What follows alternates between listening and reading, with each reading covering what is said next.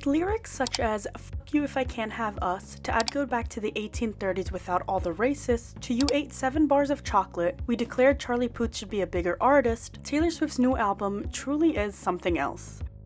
It's completely unhinged and mainly about Matty Healy. Yeah, you heard that right. Taylor wrote a full album all about her 1-month relationship with Matty Healy that was apparently much more serious than we ever gave it credit for. This album details so much heartbreak, Taylor's issues with herself and the public eye, Joe's depression standing in the way of them getting married, her head-over-heels obsession with Matty Healy, not being able to get over Kim and Kanye, and, oh right, Travis Kelce's still here. Sorry Travis, not many songs for you. For you. And none for Gretchen Wieners. Bye. Hey everyone, and welcome back to Scandalous Media. It's Alana here, and get comfy in your seats, ladies and gentlemen, because I'm about to take you on a tour of Taylor Swift World, Taylor's version. Mother's Day is coming up, and what better opportunity than now for you to gift a special someone a beautiful bouquet of forever flowers. These flowers last up to 1 year, can be used as beautiful eye-catching decor, and there's so many flower arrangements and colors to choose from. I picked out these beautiful pastel blue roses from Rose Forever, and they literally make any room pop, plus the roses stay fresh all year round. Use code SMedia40 for $40 off your purchase and combine it with code SMedia for free shipping. Hurry, cause you don't want to miss this deal.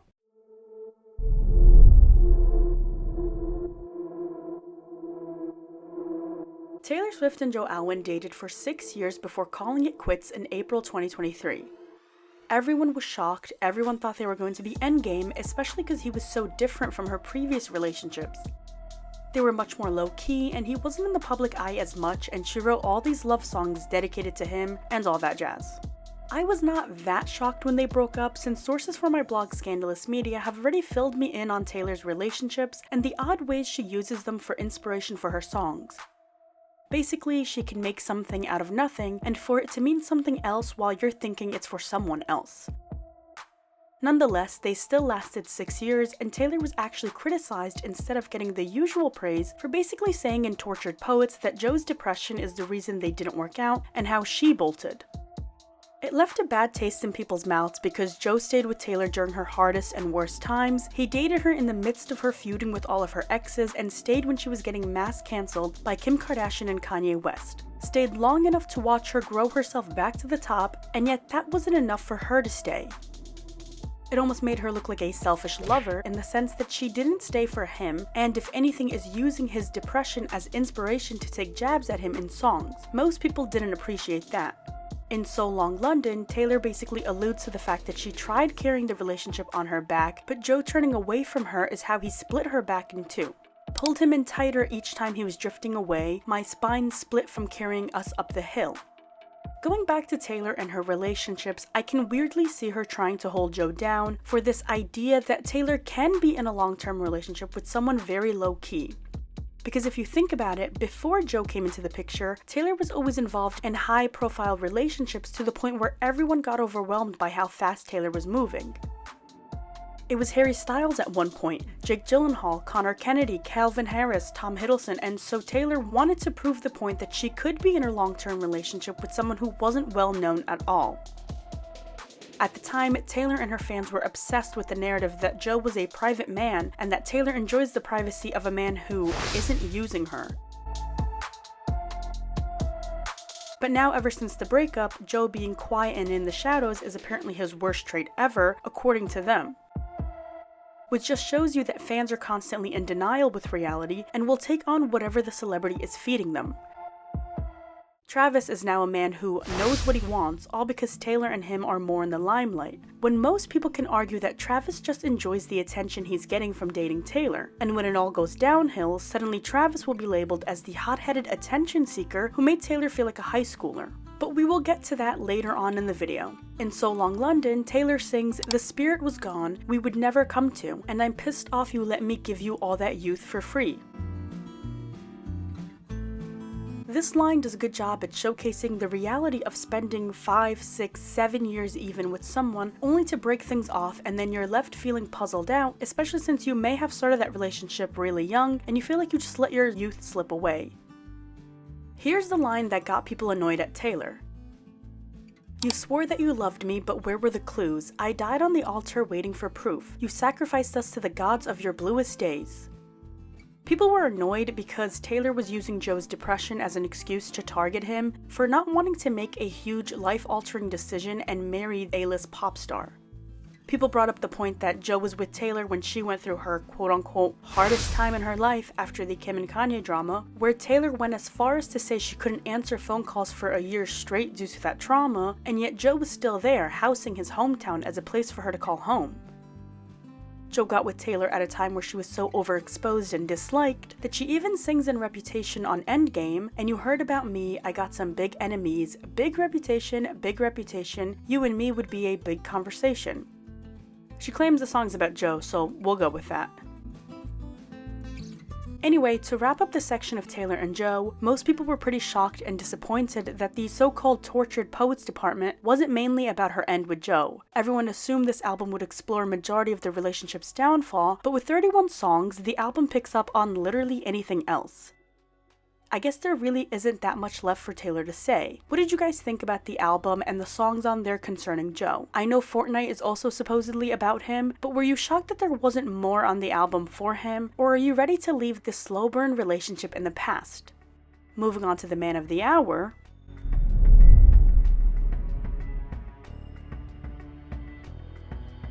Taylor Swift spent majority of her album dedicating it to a 10-year situationship with Matty Healy. She's just like us for real, minus the fact that she gave Matty Healy a chance.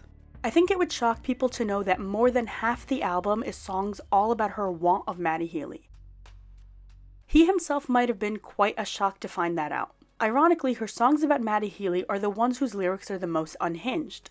Let's start with Down Bad, a favorite of Travis Kelce's. What? Yep, Taylor's current-day boyfriend's favorite track on the album is one where she desperately dedicates it to how badly she wanted to be with Matty. Travis, we hammered. You guys think? Yeah. What is it? Down Bad is supposed to be the biggest FU to her fans and her haters. She is basically cursing all of us out because we denied her the joy of freely dating a loser. In Down Bad, Taylor sings, "Now I'm down bad crying at the gym. Everything comes out teenage petulance. F it if I can't have him. I might just die. It would make no difference." Pretty dramatic for a 2-month relationship, but like we said, apparently Matty and Taylor stem all the way back to 2014 when they first met, and they have even written to each other in song code for a decade straight. So the songs Taylor wrote that were supposedly about Harry Styles are now looked at in a new light because most people are processing the fact that they may have been for Matty Healy all along.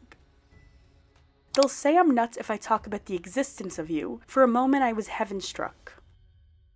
Matty Healy is well known for being extremely problematic. He's outright gross and has done and said things that are very creepy and disgusting. He's a racist, abuser apologist, Islamophobe, Nazi-saluting anti-Semite, and is basically everything else in between. We have a video already made about Taylor and Matty when they first got together and how her fans were rightfully disturbed at how someone like Taylor can go from dating a respectful guy like Joe Alwyn to a weird creep like Matty Healy. And if you didn't know, Matty Healy was the lead singer in the 1975. But currently, all headlines are actually about his problematic past, rather about him being the lead singer of a band. That relationship had to come to an end because it gave Taylor so much bad press and it made people ask the question, well, if she can hang out with a disturbed man like Matty, who is she really behind closed doors? Which is why Taylor moved on fast and we got the relationship with Travis Kelce. If you notice, it was all after each other. I guess Taylor still holds resentment because she sings, "'Cause f*** it I was in love, so f*** you if I can't have us." Really? In Taylor's mind, her and Matty were finally together after a weird situationship that lasted on and off for 10 years, and when it finally happened, the media and her fans' reaction made them break it off. That and the fact that Matty basically ghosted Taylor, which we will talk about later on in the video. Taylor continues on her Matty Healy praise with the song, "But Daddy I Love Him." Taylor starts off the song saying, "I forgot how the West was won. I forgot if this was ever fun. I just learned these people only raise you to cage you." Probably talking about the fall from praise, which can also be meant for her fans who have raised Taylor so high but are still taking punches. She continues on saying, "They slammed the door on my whole world, the one thing I wanted." Which is a crazy thing to admit. It gets even more unhinged with the lyrics that follow after, saying, "Now I'm running with my dress unbuttoned, screaming, but daddy, I love him. I'm having his baby. No, I'm not, but you should see your faces. I'm telling him to floor it through the fences. No, I'm not coming to my senses. I know he's crazy, but he's the one I want." Damn. She then continues to call anyone who criticized their relationship as sabotagers, singing, "Stay away from her, the saboteurs protested too much." The song is top tier angry because the post-chorus and bridge alone is an unhinged rant that you're not ready for. Here we go. Game time. I'll tell you something right now, I'd rather burn my whole life down than listen to one more second of all this and moanin'. I'll tell you something about my good name, it's mine alone to disgrace. I don't cater to all these vipers dressed in empath's clothing. God save the most judgmental creeps who say they want what's best for me. Sanctimoniously performing soliloquies I'll never see. Thinking it can change the beat of my heart when he touches me and counteract the chemistry and undo the destiny. You ain't gotta pray for me and my wild boy and all of this wild joy. If all you want is gray for me, then it's just white noise and it's just my choice. Now picture that bridge and Travis Kelce somehow being in the same timeline. I'm sorry, but do we remember this man right here? If Taylor is writing and releasing unhinged love letters to Matty Healy so passionately that it causes her to curse out everyone in her life who went against that relationship, what is Travis Kelce's purpose right now? The so-called man who was supposed to propose at the Super Bowl? Clearly he isn't the best of inspiration if all he got was some song about how they act like high school lovers. About to start a Justice for Travis page. But Daddy I Love Him is so unhinged and concerning because Taylor fell this hard in love with a man who said that dating her would have been emasculating. Oh, that's no. In the sense that, No. you know what I mean? She wants to disgrace her good name. It's not that good, Taylor. You're actually just a power-hungry coward. But disgrace her good name for a man that is a disgrace himself. Her fans and Selena Gomez's fans were both so concerned when their perfect little idols decided they were most in love with trashy men. It's funny because these two fan bases that have slammed everyone else are now sitting in shock over what their faves consider normal. Scandal does funny things to Pride, but brings lovers closer. We came back when the heat died down, went to my parents and they came around, all the wine moms are still holding out, but fuck 'em, it's over. She's essentially saying that being in Scandal hurts her pride, but it did bring her closer to Matty, and once her parents or team came around to the idea of them being together, the wine moms, I'm guessing her way of calling us Karens, got their win in the end. There's just something so bratty about hurling insults all because we didn't appreciate her getting with some racist scumbag.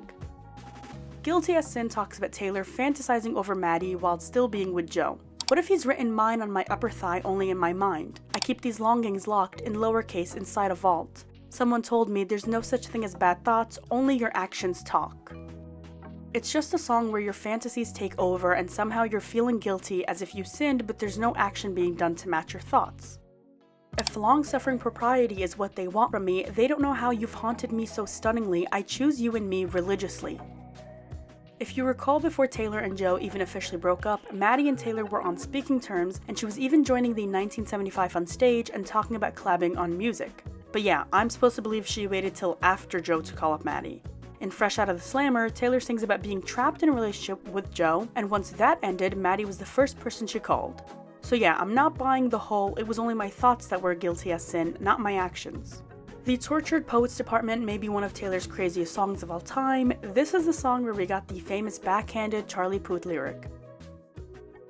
Taylor writes about Matty's typewriter, which is funny because the whole era for the Tortured Poets Department is the aesthetic of a typewriter, so it just shows how much this era really does revolve around her feelings for Matty. She compares him to a tattooed golden retriever and references his smoking habit. My favorite verse, cause it's so cringy and unhinged. You smoked, then ate 7 bars of chocolate. We declared Charlie Puth should be a bigger artist. I scratched your head, you fall asleep like a tattooed golden retriever. The song is so stupid that it might actually be good. But you told Lucy you'd kill yourself if I ever left. And I had said that to Jack about you, so I felt seen. Everyone we know understands why it's meant to be, cause we're crazy. If you don't know why Taylor liking Matty was this much of a big deal, let me read what an article has written about him. From engaging in racist remarks, making offensive jokes, and admitting to watching degrading pornography in which people of color are being humiliated and his actions contribute to the perpetuation of hate, stereotypes, and objectification which targets and hurts some people from the Jewish, Black, Chinese, Hawaiian, Inuit, LGBT communities as well as women. Yep. He's also said in the past that dating Taylor would have been emasculating. His friends were caught making fun of her on a podcast. He's rude and racist towards her own friends, like his issue with Ice Spice, where he was joking around and making racist remarks towards her and Inuit people. Listen to alternative music, the 1975, obsessed with them. Inuit Spice, just this chubby Chinese lady. Yeah, I rap her music. Yeah, more Hawaiian. Yeah. Well, But yes, Taylor, we're the Karens for telling you that your little tattooed golden retriever is a douche. And Taylor knows all about Matty's actions because she writes a song titled I Can Fix Him, No Really I Can, where she sings, "The jokes that he told across the bar were revolting and far too loud. They shake their heads saying God help her when I tell him he's my man. But your good Lord doesn't need to lift a finger. I can fix him, no really I can, and only I can." Whatever you say.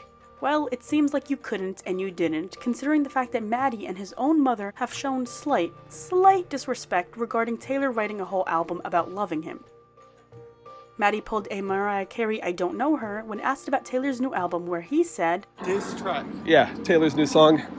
I haven't really listened to that much of it, but I'm sure it's good. All right. Taylor calls Matty the loss of her life, basically that losing him was the biggest fumble. Okay. The song highlights that Matty was a coward who claimed himself a lion. Mr. Steal your girl, then make her cry. You said I'm the love of your life. You shit-talked me under the table, talking rings and talking cradles. I wish I can unrecall how we almost had it all. It almost makes me feel bad for her. Like, has she ever loved quite this deep before? If we can get some Swifties to clock in some facts, that would be great. They're literally talking about marriage and babies, and it's so wild because you would have never thought from the outside that Taylor and Matty had this dramatic, intense love period that just never seemed to work out until it did and then didn't again. Again, where does Travis Kelce fit into the story? Someone check up on him. Because his timeline with Matty's is way too close, but yet from the outside, Travis was being regarded as the one that Taylor's gonna marry, and Matty was just somebody thrown on the side up until this album really brought the spotlight back on Taylor and Matty. This is just proof that Taylor and many other celebrities like her can easily sway the public with their own narrative while living a completely different narrative behind closed doors. The Smallest Man Who Ever Lived is supposedly the only negative song about Matty, claiming that he rattled her summer, since they dated in summer 2023, and you said normal girls were boring, but you were gone by the morning. Taylor starts off the song calling Matty a Jehovah Witness who tried to buy pills from a friend of a friend and got ghosted. I'm sorry, what? So many metaphors and so many niche scenes that make me feel like I'm reading a kid's diary or just walking into a movie that starts from the middle and there is no plot. In this album, she name drops a lot of different people, from biblical characters to just regular celebrities, and it feels like you're reading a book written after 2020 and they're using TikTok references and talking about Gen Z, and it just makes you want to light the book on fire. Her end with Matty was as dramatic as the entire situationship went. Taylor sings about Matty basically having no reason to play her the way he did. She was loyal, she was gonna die for his sins, but instead just died on the inside. And it's such a Matty Healy filled album, I'm surprised his part lasted this long. Speaking of someone who wasn't the shining star, Taylor has arguably one or two songs about Travis Kelce. Oh! It's funny because everyone said Travis must be a really bad muse if the only thing we're getting from Taylor is a whole album devoted to another man. So High School is the only song that is without a doubt about Travis. Even before listening to the song, you can look at Travis and Taylor's relationship and see how it could be described as a high school couple, with the popular football player dating the beautiful, successful singer. Travis acts like a frat boy still in high school, so it really hits the nail on describing Taylor with the guy who was peaking in high school, but this time around it's not high school and he just won the Super Bowl. Travis is a good representation of Taylor being with someone that doesn't match her character description. He's what Taylor thought Matty Healy was in her head. The guy she usually doesn't go for, the one that's loud and improper, but unfortunately for Matty, he's just a weirdo, so it didn't land the way it's landing with Travis. Travis is loud and so about Taylor. He's also not afraid to be a little weird. He's obsessively talking about her with his brother, probably more than he should, knowing how Taylor likes to be in control of her life. Shout out to Taylor for pulling up. That was pretty ballsy. He's chugging beer, screaming at the coach, dancing up on her, making her feel hot and less uptight. And you don't know if you like him or hate him, you just know he's cool and he makes Taylor feel cool. So yes, it is very high school, and Taylor went from being proper and terrified of her vanilla image being painted in anything other than white, to being okay that Travis is a 30-something-year-old frat boy dancing up on her and making her stick out her tongue. And it's just so not Taylor, so it's actually refreshing to see. Taylor sings "The brink of a wrinkle in time, bittersweet 16 suddenly. I'm watching American Pie with you on Saturday night. Your friends are around, so be quiet. I'm trying to stifle my sighs cause I feel so high school every time I look at you."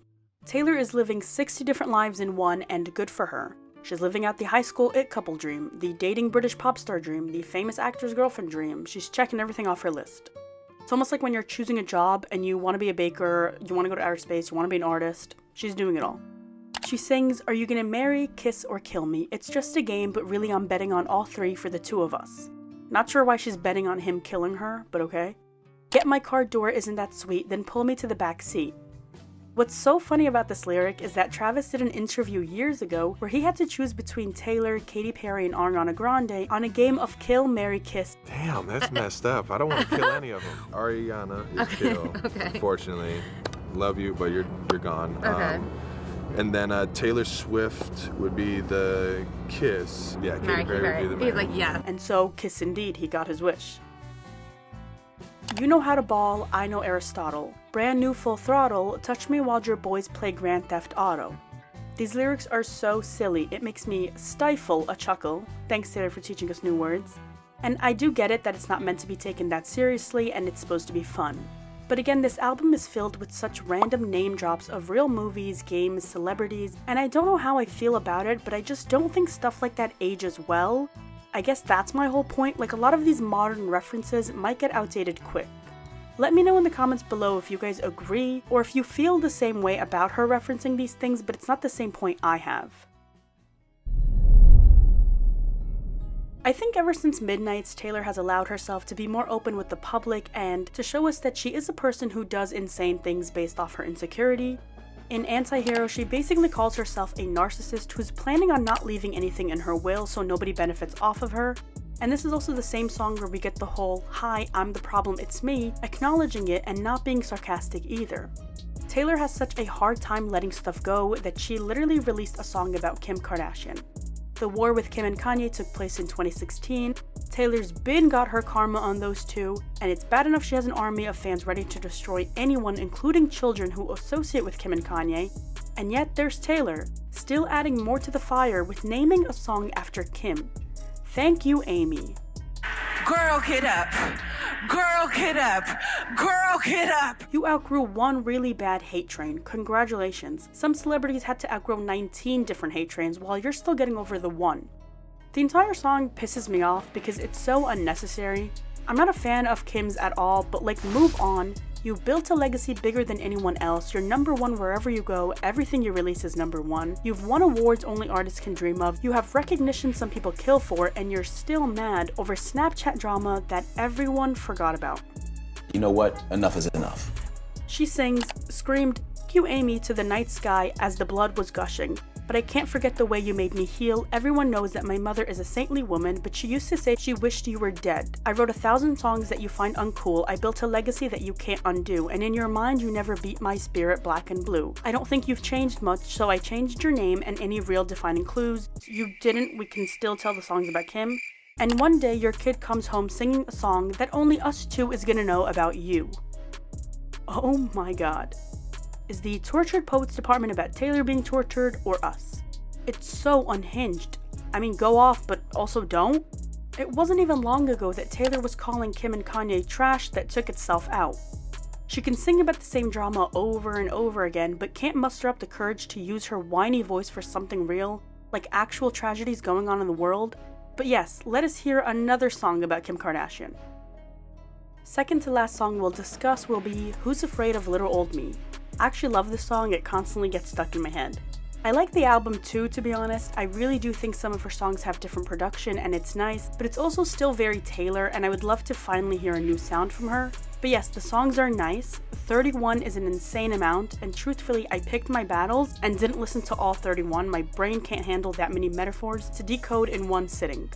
Who's Afraid of Little Old Me is about the media filling so many gaps in for her and constantly painting her out to be the villain. As we know, it's hard for Taylor to let things go, so obviously media criticism, rightfully so, will be victimized in a song where she keeps screaming, "Who's afraid of little old me?" I don't know, maybe Katy Perry when you ended her career then played nice a few years later when it benefited you, and that horrible song I can't remember the name of? Again, I love the song. It's about her enjoying her power and how she used to be tame, but the world broke her. A lyric I actually like is it a wonder I broke, let's hear one more joke, then we can all just laugh until I cry. I was tame, I was gentle till the circus life made me mean. Don't worry folks, we took out all her teeth. It's a song that represents how gruesome the industry is and how you have to be this self-made villain in order to survive the constant punches being thrown at you. I don't doubt that it's not easy, but I will say she's had it easier than many. Her father has practically funded her career from the start. His connections made it so easy for her to break out in whatever place she wanted to. She's originally from Pennsylvania but moved to Nashville to start her country career. That is privilege. When your dad can fund your entire family's move from one side of the country to the other for you to be a star, that's privilege. He's had many local connections that benefited her. So yeah, I'm sure it was tough for Taylor, but maybe because it wasn't the worst, she just doesn't realize how easy she's had it. She's used to getting everything she wants, so it's easy for her to read criticism and almost lose her mind over us not praising her every move that isn't even worthy of praise. Like I said earlier, she's a power-hungry coward scared to lose her spot at number 1, so she'll stay there for as long as possible, even if it means sacrificing her morals to the point of no return. She will lose herself in the process because that's how scared she is to not be number 1. I'm pretty sure her Miss Americana documentary touches up a lot on the subject of her insecurities about growing old and the music industry forgetting her. She's proved all of us and herself wrong, but let me know if you guys want a Psychology of Taylor Swift video because there's a lot more to unpack now that she's almost 20 years into her fame. One song I do want to quickly mention is I Look in People's Windows, where Taylor is reflecting on all the what-ifs and how she observes other people's lives and daydreams about all of the possibilities rather than actually existing in her own life. She can't do normal things like go to a Christmas party or eat in a restaurant, so she just watches everyone else do this like a silent observer. It's sad to think that you can sacrifice so much to your career in the public eye that you can no longer exist in your day-to-day life, so you just watch other people exist around you. This is why she needs to take a break. I think she can easily destroy herself with this constant agonizing fear of not being number 1 24/7. And if she takes this break, she will somehow be forgotten, which we all know isn't true. What did you guys think? That's all for this video. I hope you guys enjoyed. Be sure to like and subscribe. Tell us down in the comments below how you feel about the Tortured Poets department, and let us know what videos you want to see us doing next. Thanks, and I'll see you next time.